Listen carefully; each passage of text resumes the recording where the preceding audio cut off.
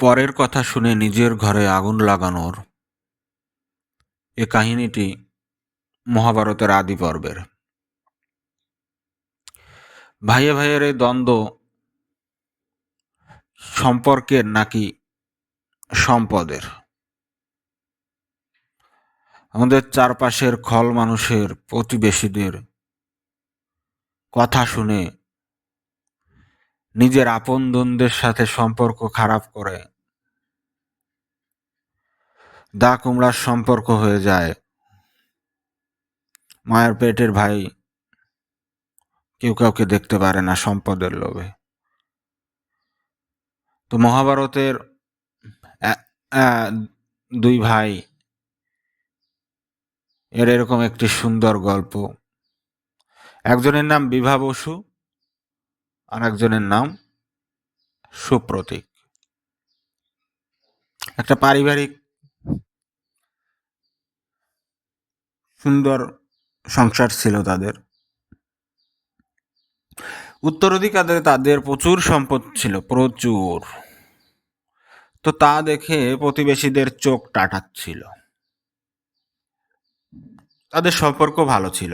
এবার ছোট ভাই সুপ্রতীককে প্রতিবেশীরা কুমন্ত্রণা দিয়েছে যে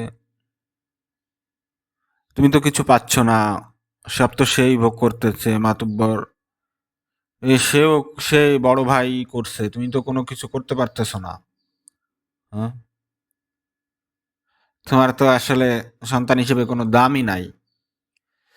এরকম কথাগুলা কিন্তু এই ছোট ভাইয়ের মনে লোভ অহংকার জাগায় দিচ্ছে এবং প্ররোচনা দিয়েছে তাকে। তো এর মাধ্যমে কিভাবে এই পরিবারটা ধ্বংস হয়ে গেল? হ্যাঁ, তো এই দুই ভাইয়েরই কিন্তু শাস্ত্রীয় জ্ঞান ছিল, কিন্তু তারা কিন্তু লোভে পড়ে গেছে। এই জন্য বলে যে সম্পদের মোহ অনেক সময় পরম জ্ঞানকেও কিন্তু ঢেকে দেয়, হারিয়ে দেয়। যে জ্ঞান আছে কিন্তু, এটাই মহাভারতের বলেছেন। মহাভারতে এই গল্পের মাধ্যমে এটাই বলেছে। তো বাইরের লোক দুই ভাইয়ের মধ্যে ভেদাভেদ শুরু করে দিল। তারা কিন্তু ডাইরেক্ট সরাসরি যুদ্ধ করেনি, তারা কানে কুমন্ত্রণা দিয়েছে। একে এক ধরনের কুমন্ত্রণা দিয়েছে, সুপ্রতীককে এক ধরনের কুমন্ত্রণা দিয়েছে, বিভা বসুকে কুমন্ত্রণা দিয়েছে। হুম।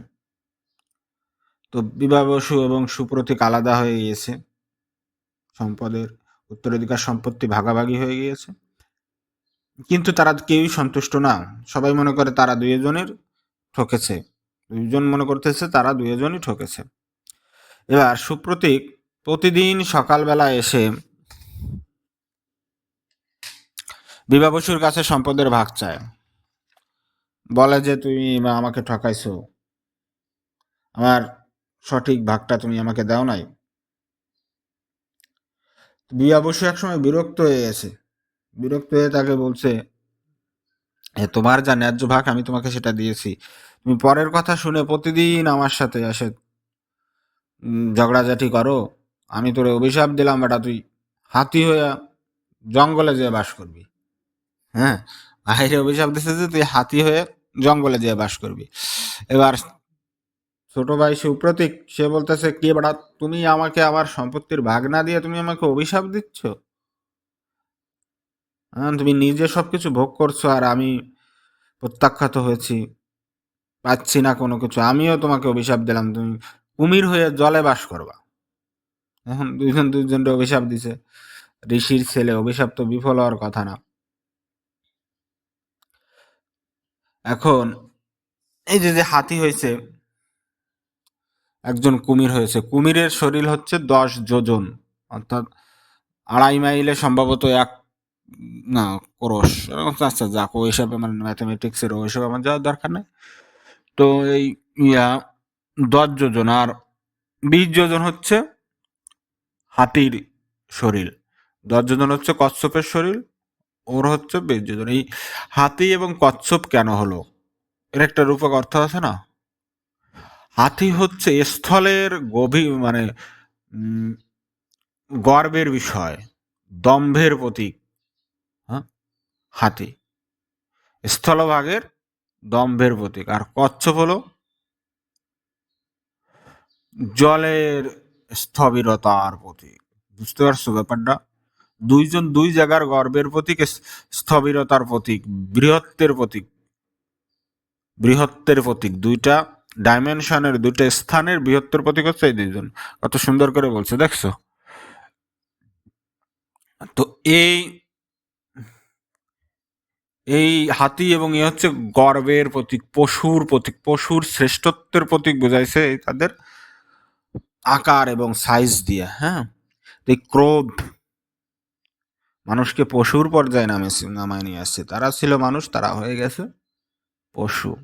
কিন্তু তারা যে কচ্ছপ এবং হাতি হয়ে গেল পরস্পরের অভিশাপে, এরপরেও কিন্তু তাদের এই ঝগড়া বিবাদ থেমে থাকেনি। কি হয়েছে? থেমে থাকেনি। তো কিভাবে চলমান ছিল?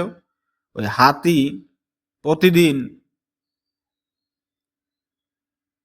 এই সমুদ্র তীরে আসে, আর কচ্ছপও পানি থেকে উঠে আসে ওই তীরে আসে, আয়সা দুইজনে ইয়া করে, হুম, যুদ্ধ করে, প্রতিদিন যুদ্ধ করে, হাতিয়ার মানে মারামারি এটা সেটা সবকিছু করে। মানে একটা অশান্তির পরিবেশ, অরাজকতা। তারা পশু হয়েও তাদের এই ইয়ে হয় নাই, অহংকারের অহংকার কমে নাই, বিশালতা কমে নাই, হিংসা মেটে নাই, তাদের ভিতর অন্তহীন লড়াই চলতেছে।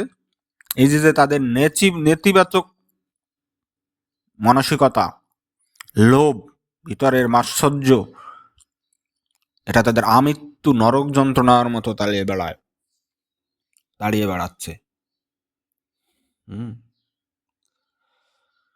এবার দেখো, গরুর তার মায়েকে দাসত্ব থেকে, কদ্রুর এবং নাগদের দাসত্ব, কদ্রু এবং তার ছেলে নাগদের দাসত্ব থেকে মুক্ত করার জন্য গরুর যখন অমৃত আনতে স্বর্গে যাচ্ছিল, তখন তার তো বিশাল শরীর, ক্ষুধা পেয়েছিল, এখন সে কি খাবে?